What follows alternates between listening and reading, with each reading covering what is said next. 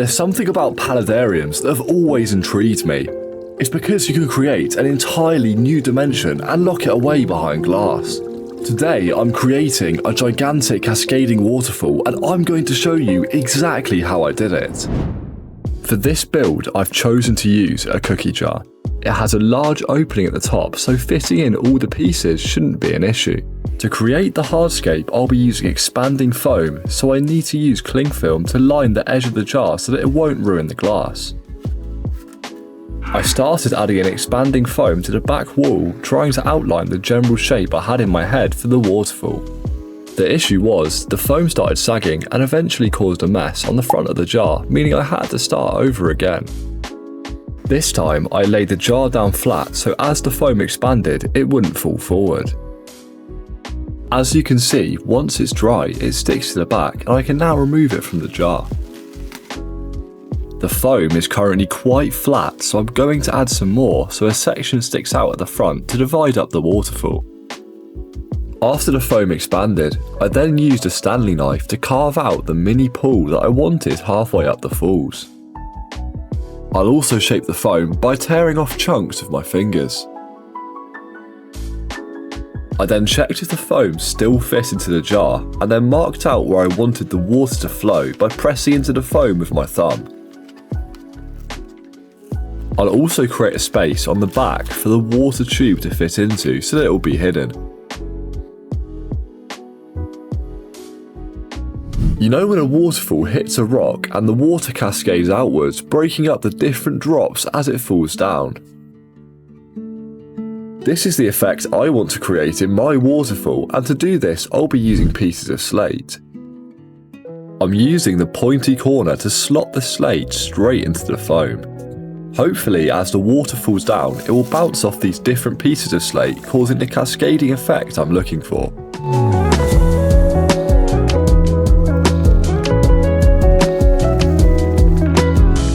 I'm using superglue and tissue to help stick some of the smaller pieces of slate that would otherwise fall off. The foam is currently looking very unnatural, so to cover it up I spreaded out silicone over the top using my finger and sprinkled lava rock on top. This was working well, however I realised that black silicone would be a much better fit as I can better see where I spread it, and any silicone showing through will blend in with the colour of the stone. I continued this method until most of the expanding foam was covered.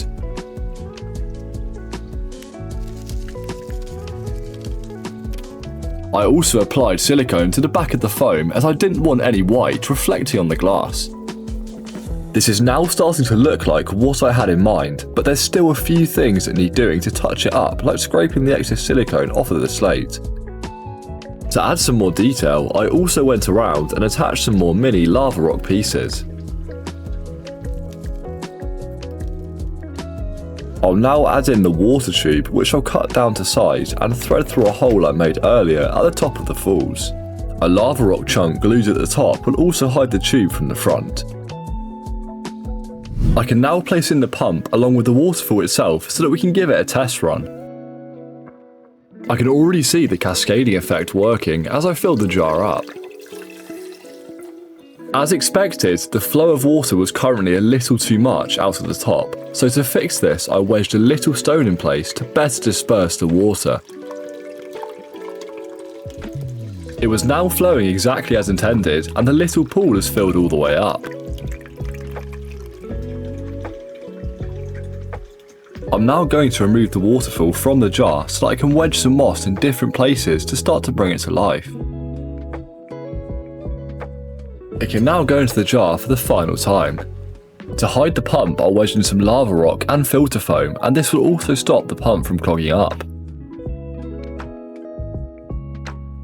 I can now add a layer of aqua soil to give nutrients to the aquatic plants, followed by a layer of sand to top dress everything. I'll spread out the aqua soil, sloping it gently towards the base of the waterfall. Sand can also go into the halfway pool to add some colour contrast. I also sprayed down all of the sand so that I'll have an easier time when planting. It's now time for the aquatic plants. I'll be using a bunch of different cuttings here, which I'll plant straight into the substrate. I'll also add in this piece of driftwood to the hardscape to fill out some of the empty space on the right side. I'll also add a plant cutting into the pool and some mini pebbles for some extra detail. We can now fill it back up with water to give it a test. Unfortunately, when I went to test the Waterfall again, it wasn't switching on. I'm pretty sure the problem was that the tube was too far into the pump and was jamming it, because when I reached in and pulled it slightly off, the waterfall began flowing again. However, in this adjustment process, I mucked up all of the scaping I did before, so I had to make some adjustments to get things back in order.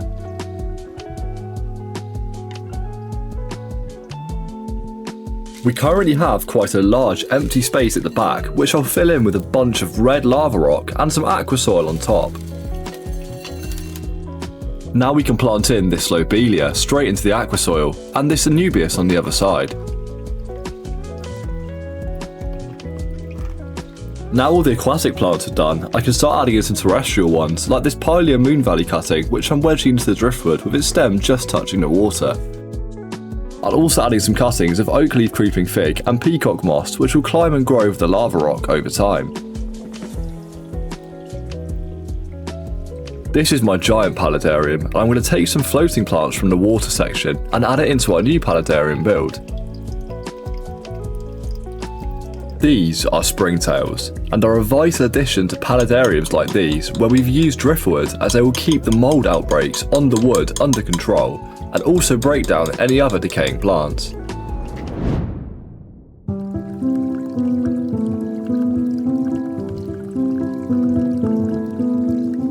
I'm super happy with how this waterfall has turned out, and I can't wait to see how it grows in over time. I think the slate has caused the cascading effect I had in mind, and I believe I've now truly got a slice of nature in a jar. Thank you for watching, and I hope this build can give you some inspiration for your own projects.